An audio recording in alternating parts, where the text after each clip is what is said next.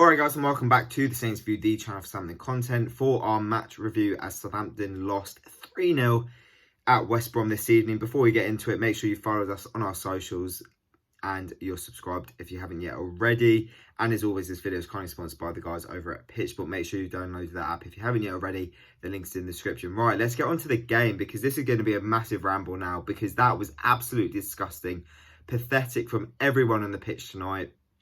A game where, you know, we said in the preview it might be a mixed case where Ralph might have played a few fringe players with the semi-final in mind. He didn't, and it's not excusable. That probably for me the worst performance of the season. You could argue the Man United away result, but for me, we just lacked any sort of spine. We lacked a good attitude. We lacked quality. We just lacked in every single department. We were second best by a country mile in every department on the pitch. And fair play to West Brom. Before I get into it properly, I want to say fair play to West Brom because they played very well. You know, they're desperate for points and they played us off the park. Another good result for them. Well done, guys. But from our point of view, shambles, absolute shambles. And like I said, this is going to be a bit of a ramble because I don't even know where to start. I guess let's summarise the game. Awful first half, awful opening 20 minutes, awful opening 5 minutes. We should have been 1-0 down. I think it was Dianya who scored, for me, a perfectly good goal, ruled out by VAR, controversially. And that should have been the warning sign. That should have been the wake-up call. We didn't respond to it.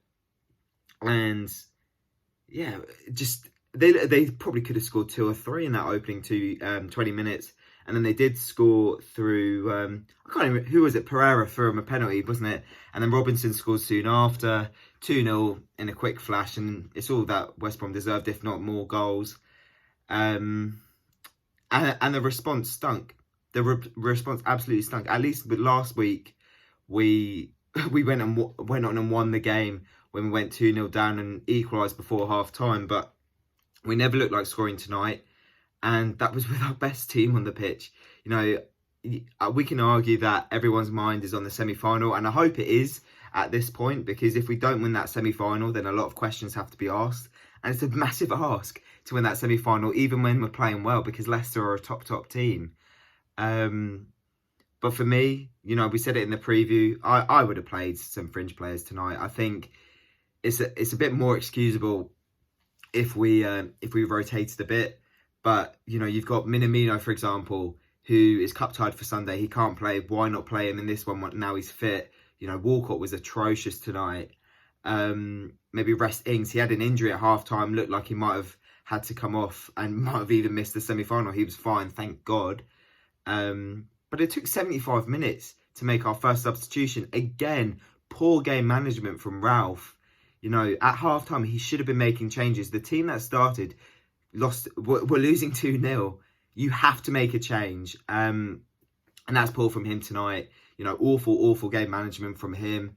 And I'm not even going to start saying, you know, Ralph out or anything like this, because I know some fans are starting to turn, or even more fans are starting to turn now. But from my point of view,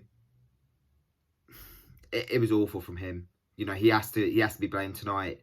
And then in the second half, look, it was a little bit better as we would have expected, but it was still sideways, backwards passing football. You know, nothing like what we were playing last week or, you know, a couple months ago.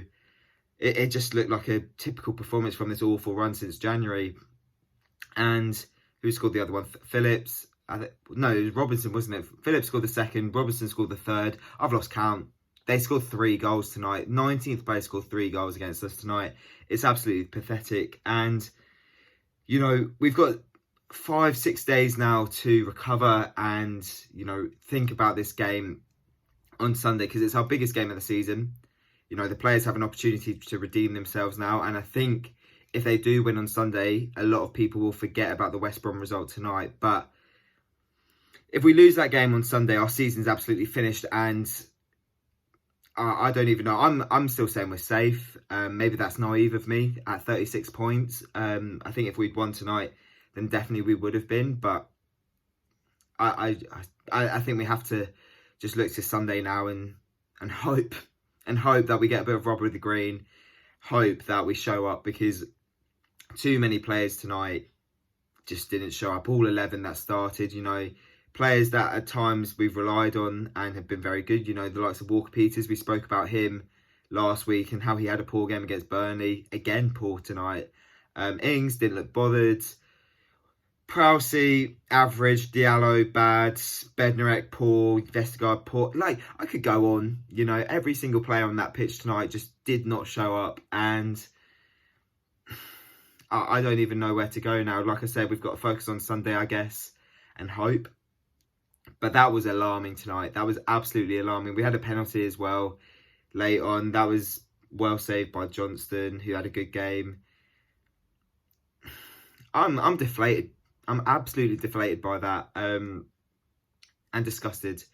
But I'm not going to ramble on anymore. If you have enjoyed the video, guys, well, for whatever reason, if you're a Saints fan, probably a West Brom fan liking it, obviously subscribe if you haven't yet already.